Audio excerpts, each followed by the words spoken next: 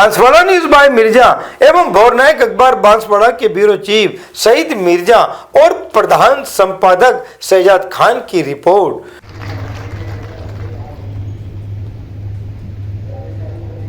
राजस्थान शिक्षक राष्ट्रीय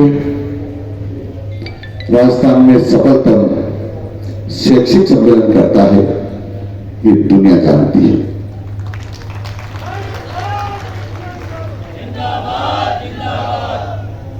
और ये केवल शैक्षिक सम्मेलन करके केवल खाना पूर्ति नहीं करते हैं, इनके समय हमेशा राष्ट्रपति रहता है। इस भावना से ओतप्रोत और राष्ट्रीय भावना से ओतप्रोत होकर के हमारे छात्रों का हित सुरक्षा करके उनको हमें तराशते हुए श्रेष्ठ नागरिक बनाना है। ये भाव मन के रत्न रख करके और निरंतर साधनारत रहते हैं ऐसे सभी शिक्षक बंधु भगिनी को मैं प्रणाम करता हूं। भाइयों बहनों, मैं ही नहीं, सब जानते हैं कि आप उस परंपरा के लोग हैं जिस परंपरा के गुरु वशिष्ठ, संत गुरु रामदास, रामकृष्ण परमहंस हुए हैं, जिन्होंने भगवान राम, शिवाजी और विवेकानंद को तैयार किया है। उस परंपरा के आप गुरु हैं और उसी परंपरा में आगे बढ़ते हुए आप अपना काम कर रहे हैं और इसी का परिणाम है आप देश में सर्वोच्च स्थान पर बैठे हुए लोग आपसे शिक्षा प्राप्त करके देश का संचालन कर रहे हैं और जिसको विश्व भर में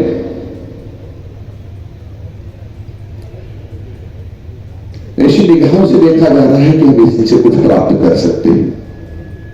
उस परंपरा के लोग हैं और इसलिए आपसे अपेक्षा की जाती है कि आप इस परंपरा को बनाए रखें, इसके सम्मान को बढ़ाएं, ताकि हम विवेकानंद, शिवाजी जैसे नागरिक तैयार कर सकें, ताकि देश का संचालन ठीक प्रकार से हो सके। हमारे लिए प्रेरणा के स्रोत प्रेरणा बन सके, हम सब लोगों को दिशा दे सके और इस प्रकार के हम सब लोगों को नागरिक तैयार करना है।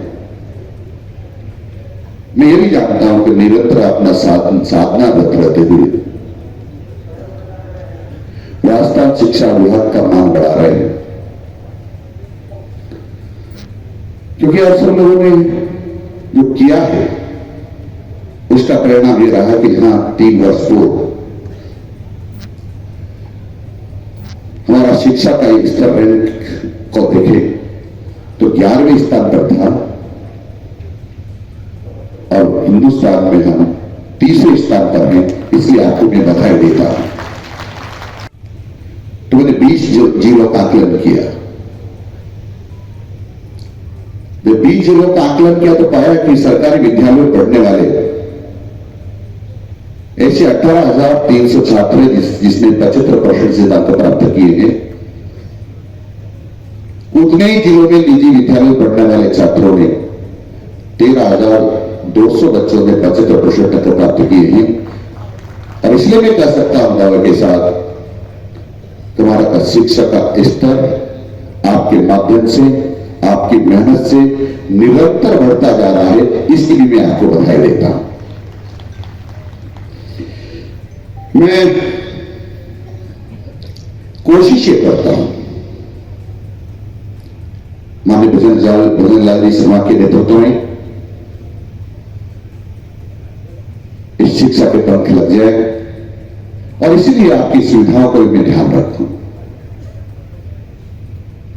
और इसलिए लगभग माननीय भजनलाल जी के नेतृत्व में उनका दिशा निर्देश में लगभग 50,000 शिक्षक बंधु के प्रमोशन किए, जो संभवतः इतने कम काल में कभी नहीं हुए थे। ये सच है कि कुछ प्रमोशन बाकी है। जैसा अध्यक्ष महोदय ने भी कहा था, महामंत्री जी ने भी कहा था, हम कोशिश कर रहे हैं कि 3rd ग्रेड से 2nd ग्रेड के हम प्रमोशन करें, परंतु मामला न्यायालय में विचाराधीन है। हम माननीय न्यायालय से निवेदन कर रहे हैं कि वह शीघ्र इसका निस्तारण करे। साथ में भी निवेदन कर रहे हैं कि निस्तारण में देरी लगती है तो निर्णयाधीन हमको प्रमोशन करने की परमिशन दे दे, तो मैं शीघ्र ही आप सब लोगों के प्रमोशन करना चाहते हैं।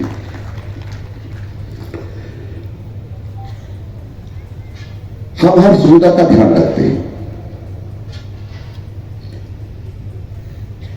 और यह भी अपेक्षा करते हैं कि आपके मन में भी छात्रों का अंश सर्वोपरि होना चाहिए। हमारे मन में भी यही है, लेकिन कभी कभी ऐसे अवसर आ जाते हैं जब ऐसा लगता है कि कुछ शिक्षक ऐसा मानने लगते हैं कि नहीं, छात्रों का सर्वोपरि नहीं, शिक्षकों का ही सर्वोपरि होना चाहिए, तब थोड़ा सा मन को कष्ट होता है। मेरा आपसे आपके चरणों में निवेदन है कि आप और हम सब मिलकर के छात्रों का हित सर्वोपरि रखते हुए काम करेंगे तो बहुत अच्छा होगा, जैसा कि आप कर रहे हैं। इससे आपको जरूर कष्ट हुए होंगे। उसमें से सबसे पहले मैंने आपको कहा कि अपना मोबाइल कक्षा में लेकर के नहीं जाएंगे पढ़ाते समय। कुछ विरोधी भी हुआ, लेकिन आप जैसे संगठन ने उसका समर्थन किया है, इसलिए आपको मैं उसकी बधाई देता हूं। उसका परिणाम आपने देखा जो मैंने आपको पहले बताया है। यही नहीं, मैंने ये भी निवेदन किया, जो कटु बात है, जो 17 अंक के नंबर देते हैं आप, उसको हमने विभाजित किया हुआ कि किस प्रकार से 17 अंक के नंबर देने चाहिए, लेकिन आप देते हैं 18 से 20 तक 20 में से। मैंने आग्रह किया कि कम से कम लिखित परीक्षा में 50% अंक आने चाहिए। आपने ये सुनकर के बहुत मेहनत भी की है और मैंने इसके साथ साथ ये भी कहा था, यदि इससे कम नंबर आए तो उसके कारण से कुछ कष्ट भी हो सकता है। और वो कष्ट आप सब समझते हैं क्या क्या हो सकता है, इसका वर्णन मैं यहां नहीं करूंगा। कुछ बातें ऐसी जिसने आपने ही नहीं पूरे देश ने सराहा है कि जहां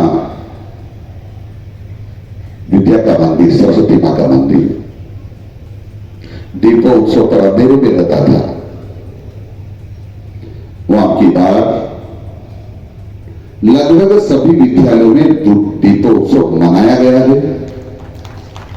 वहां दीपक जले हुए और जितनी खुशियां हम सब लोग मना सकते थे जो मनाया है, उसके पहले उसका रंग हुआ, साफ सफाई हुआ।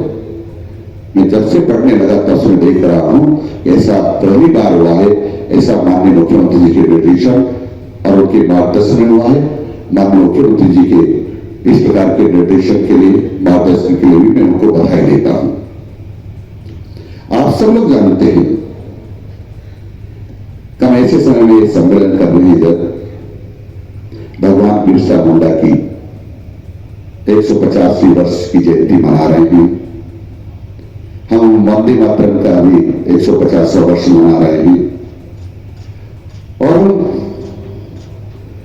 5वां वर्ष मना रहे हैं, 500वां वर्ष मना रहे हैं, जिनका रानी अबक्का चोटा, उनकी अभी हम 500वां जन्मदिन मना रहे हैं और पूरे देश को दिशा देने वाले राष्ट्रीय शिव संघ के का भी शताब्दी वर्ष मना रहे हैं। ऐसे शुभ अवसर पर आप अपना जो महासम्मेलन हो रहा है, ये बहुत शुभ संकेत है कि प्रार्थना के समय हम बच्चों का ठीक स्वास्थ्य रखने के लिए मन और शरीर स्वस्थ रहे, और इसलिए रोज प्रतिदिन 3 से 4 सूर्य नमस्कार होना चाहिए। आप उसकी पालना कर रहे हो, कहीं कहीं न्यूनता है तो उसको ठीक करने की कोशिश करें। ये भी निर्देश प्रसारित किए कि वहां राष्ट्रगीत वंदे मातरम प्रार्थना के समय हो, और हमारा स्कूल का समय समाप्त होता है उसके पहले 5 मिनट पहले राष्ट्रगान जनगणना हो। आप इसको भी कर रहे होंगे। मैं समझता हूं कहीं न्यूनता होगी, कहीं कमजोरी होगी, तो आप इसको सबको ठीक करने की कोशिश करेंगे। मेरी ऐसी आप सब लोगों से अपेक्षा है। माननीय मुख्यमंत्री जी के निर्देशन में शिक्षा विभाग ये चाहता है कि गुणवत्तापूर्वक शिक्षा मिले, और इसके अलावा शिक्षा में मानवीय मूल्यों का समावेश हो। किताबें उसमें सहायक हो सकती है, लेकिन हमारे शिक्षा विभाग के जितने भी लोग, चाहे अधिकारी हैं चाहे शिक्षक हैं, उन सबको भी अपने आप का व्यक्तित्व इस प्रकार से बनाना पड़ेगा कि हमारा व्यक्तित्व उनको प्रेरणा दे सके, मौन रहकर भी प्रेरणा दे सके। इस प्रकार की कोशिश सबको करनी पड़ेगी। कई बार हम जो विद्यालय की चर्चा पढ़ते हैं अखबारों में या देखते हैं तो मन कुंठित होता है कि अध्यापकगण एक दूसरे से असम्मान शब्दों से संबोधित करते हैं, जो ठीक नहीं है। सम्मानजनक शब्दों से संबोधित करेंगे तो अच्छा रहेगा, क्योंकि इससे बच्चे सीखते हैं। अच्छा और बुरा यहां से सीखेंगे, इसलिए अपने आप को इस प्रकार से प्रस्तुत करना पड़ेगा जिससे बच्चे प्रेरणा ले सके। हमें बच्चों में अनुशासन देना है, अनुशासन लाना है, तो हम सबको भी अनुशासित रहना पड़ेगा, समय का पालन करना पड़ेगा, समय पर पढ़ाना पड़ेगा। और ये सब जब हम करते हैं, हम कैसा बोलते हैं, कैसा खाते, कैसा बनते हैं, कैसी दृष्टि है, इसका भी प्रभाव हमारे बच्चों पर पड़ता है। संघ राष्ट्र के जितने भी सदस्य इस प्रकार का व्यवहार करते होंगे, यदि कहीं न्यूनता है तो मैं सब पदाधिकारी से निवेदन करूंगा कि हमारे सब माननीय सदस्यों को आगाह करें कि हमको ऐसा ही व्यवहार करना है जैसा हम चाहते हैं बच्चों को संस्कार देना, तो मैं समझता हूं कि अच्छा रहेगा। अब यहां माननीय प्रदेश अध्यक्ष जी खड़े होकर के कुछ सुझाव दे रहे थे। अगर शिक्षक कल्याण बोर्ड की स्थापना की योजना बनाना चाहिए। हमने प्रस्ताव को सक्षम स्तर पर भेज दिया है, बहुत शीघ्र ये सर्वोत्तम निर्णय होगा।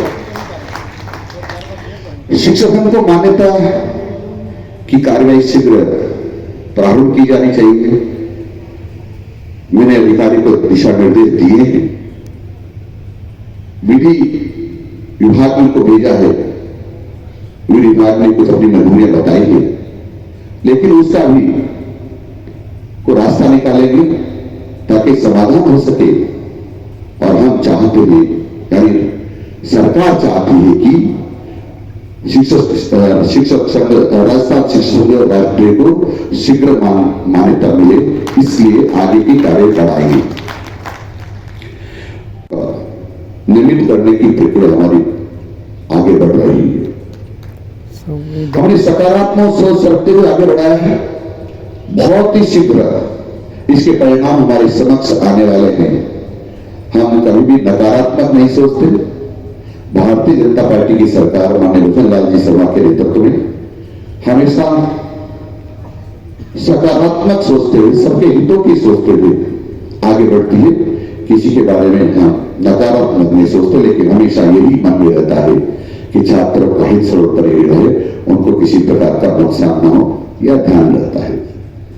मैं कि हमारा विद्यालय हमारा स्वाभिमान है, हमारा विद्यालय हमारा तीर्थ है,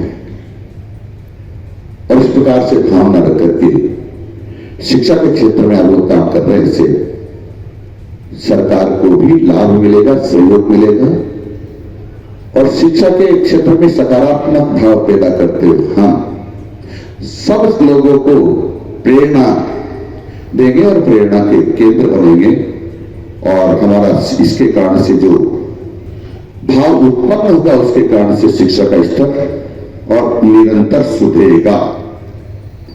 मैं आप सब लोगों से भी निवेदन करना चाहूंगा, हालांकि यह उल्लेख किया गया है कि राजस्थान शिक्षा संघ राष्ट्रीय चाहता है कि प्लास्टिक और पॉलिथीन मुक्त हमारे विद्यालय हो, पर अभी सभा बनाना पड़ेगा, अभी सभा पूरा बनाना नहीं है। हमारा लक्ष्य ये है, लेकिन लक्ष्य तक पहुंचने के लिए हम सब लोगों को मिलकर के काम करना पड़ेगा। विश्व स्वास्थ्य संगठन की रिपोर्ट है कि हमारे राजस्थान में गंदगी और प्लास्टिक और पॉलिथीन की वजह से हर साल 7.5 लाख लोग दम तोड़ते हैं। उन 7.5 लाख लोगों को भी बचाने का हमारा जिम्मा है। पॉलिथीन जब हम उपयोग करते हैं तो इधर उधर बिखरी रहती है, तो लोग कई बार सफाई करने के लिए इकट्ठा करके जला देते हैं, उससे वो जहरीली गैसें निकलती है जो वायुमंडल में पहुंचती है। जहां गंदगी ज्यादा होती है वहां कार्बन डाइऑक्साइड का उत्सर्जन ज्यादा होता है, और जब कार्बन डाइऑक्साइड का ज्यादा उत्सर्जन होता है तो वह ऑक्सीजन की अपने आप कमी हो जाती है। ऑक्सीजन की कमी और कार्बन डाइऑक्साइड अधिकता कार्बन मोनोऑक्साइड जैसी गैस का निर्माण करती है, और वो पॉलिथीन से निकलने वाली गैसें सब मिलकर के अति जहरीली गैसें बनाती है जो हमको बीमार करने में पर्याप्त होती है। और इसलिए आप सब लोगों से मेरा निवेदन रहेगा, यदि इस काम में अग्रणी रहे तो पूरे समाज हमसे शिक्षा लेने वाला है, प्रेरणा लेने वाला है, क्योंकि हम इतने सारे बच्चे हमारे संपर्क में रहते हैं, वो इस चर्चा को जाकर अपने माँ बाप से करते हैं, तो उससे वो भी इससे दूरी बनाएंगे तो राजस्थान के बहुत सारे लोगों को हम बचा पाएंगे। ऐसा मेरा सोच है। आप सब लोगों से अपेक्षा है कि आप सब लोग मिलकर के पॉलिथीन से दूरी बनाएं, तो मैं समझता हूं कि अच्छा होगा, एक बहुत बड़ी राष्ट्रभक्ति होगी, देशभक्ति होगी। आप ऐसा करेंगे, मुझे पूरी संभावना है कि शिक्षा विभाग ने निर्देश प्रसारित किया है, अब कोई भी अधिकारी कर्मचारी भारत के बाहर जो सामान निर्मित हो उसको नहीं खरीदेगा, नहीं उपयोग करेगा। यदि कोई खरीदेगा उपयोग करेगा तो सिर्फ स्वयं से वसूली होगी 12% ब्याज के साथ, और उसके खिलाफ कार्रवाई भी हो सकती है। ये तो होगी सरकारी सामानों की बात। वो आप दैनिक जीवन में जो उपयोग सामग्री लेते हैं वो भी स्वदेशी यानी भारत में निर्मित सामग्री खरीदेंगे तो देश की बहुत बड़ी सेवा कर पाएंगे, क्योंकि हमारे देश में करोड़ों भाई हमारे भाई और बहनें बेरोजगार बैठी हुई है, जो बाहर से आयातित सामान जब खरीदते हैं तो हमारे देश के मजदूर उसमें नहीं लगते हैं, हमारे देश के बाहर के मजदूर लगते हैं। हमारे देश के लोगों को, बेरोजगार लोगों को काम नहीं मिलता है। जो उससे आमदनी होती है हमारे देश के बाहर जाती है, उससे हमारे देश की आर्थिक स्थिति सुदृढ़ होनी चाहिए थी, उसमें न्यूनता रहती है।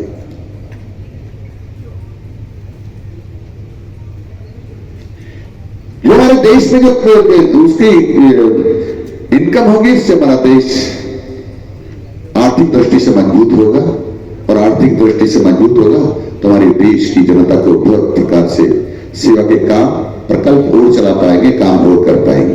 क्या हम सेना में तो भर्ती नहीं मिली वहां जाकर के किसी सेना में किसी सीमा की रक्षा करेंगे, लेकिन यहां रहते हुए भी हम देश की बहुत बड़ी सेवा कर सकते हैं यदि स्वदेश यानी भारत में निर्मित सामान का उपयोग करते तो अच्छा रहेगा। कई बार मैं बहुत बड़े बड़े लोगों के यहाँ भी जाता हूँ, छोटे छोटे लोगों के भी जाता हूँ, सबके जाता हूँ, तो मुझे अधिकांश के घर में कोलगेट दिखाई देता है। साबुन विदेशी साबुन दिखाई देता है। बहनों का मेकअप का सामान विदेशी दिखाई देता है। हम जब दिवाली पर लाइट लगाते हैं तो विदेशी होती है। जब हम गुलाल लाते होली पर तो विदेशी होती है।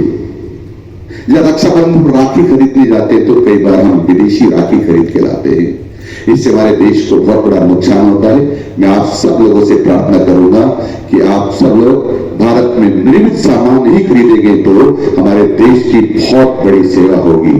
मैं क्योंकि यहाँ राजस्थान शिक्षक संघ राष्ट्र के शैक्षिक सम्मेलन में खड़ा हूं तो मैं अपेक्षा कर सकता हूं, आप दिशा देने वाले हैं, ये काम आप करेंगे तो समाज के लोग आपका अनुकरण करते हुए काम करेंगे तो मैं सोचता हूं देश का बहुत बड़ा कार्य होगा।